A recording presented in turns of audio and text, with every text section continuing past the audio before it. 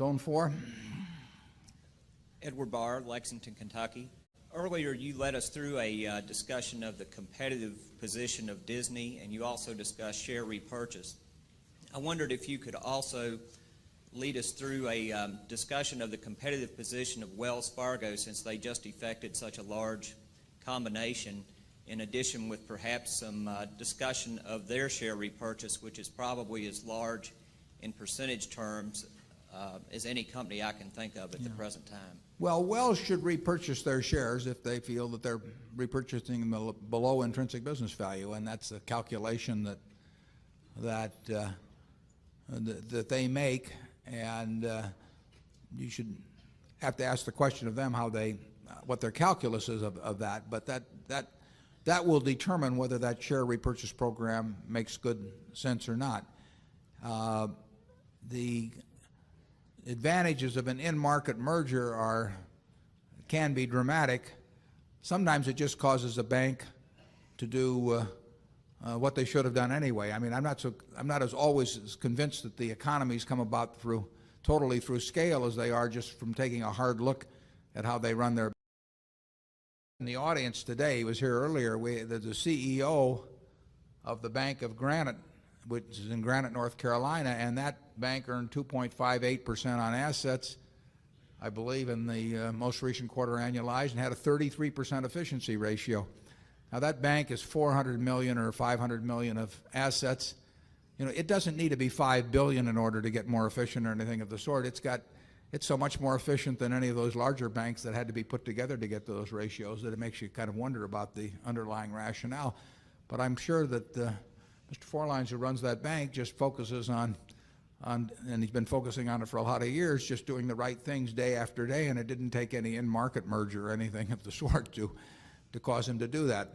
I recommend any of you in the banking business that get his report, because there is nothing magic about the community of Granite, North Carolina, nor does he work under laws that are way different than the rest of bankers or anything of the sort.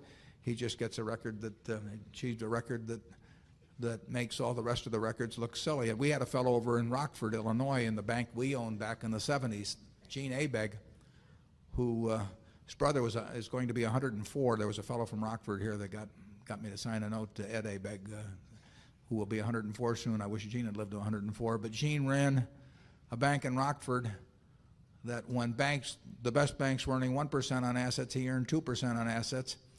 And he did it with way less leverage than anyone else, and lower loan losses and big investment portfolio. And there wasn't any magic about it. He just didn't do anything that didn't make sense. And there's a lot of room for improvement in the banking business with or without mergers. But I would say that Wells, on the record, has done an exceptionally good job of running their bank compared to other big banks. And I would say that those two operations put together will be run a whole lot more efficiently than if First Interstate had been run on its own. It's a business that can be a very good business when run right, as the Bank of Granite or our Illinois National Bank in Rockford proved. There's no magic to it. You just have to stay away from doing something foolish. It's a little like investing.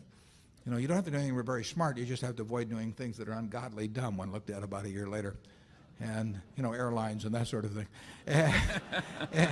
And you know, that's the trick. It is not some great crystal ball game where you look into the future and see all these things that other people can't possibly see. I mean, what's complicated about Coca-Cola or Gillette or Wells Fargo for that matter? And that's we like businesses like banking if we've got somebody in charge of them that is going to run them right. We've got I don't know whether Bob Wilmers is here, but he runs First Empire, which we have a good size investment in. And Bob just runs it right. You know, I do not worry about surprises from Bob or First Empire, and he'll do things. If he can grow and it's logical, he'll grow. And if it isn't logical to do something, he'll pass. He has no ego compulsions forcing him into some sort of action, and he runs a terrific bank. Charlie? Okay. Zone 5.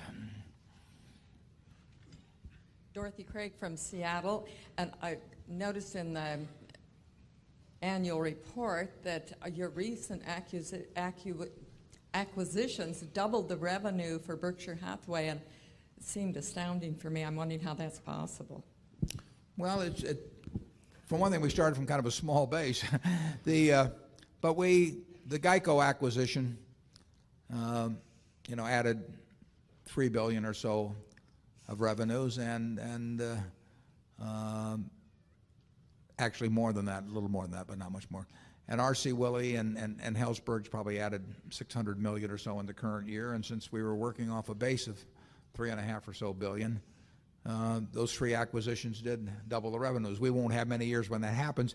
It's not any goal of ours to double the revenues or increase them 20% even or anything. We try to do whatever comes along that makes sense, and if there's a lot that comes along in one year that makes sense, we'll do a lot, and if there's nothing that comes along that makes sense, we'll do nothing. So there's a lot of accident in it, but last year, a fair amount happened, and I'd love to see a lot happen next year, but we don't know at this point.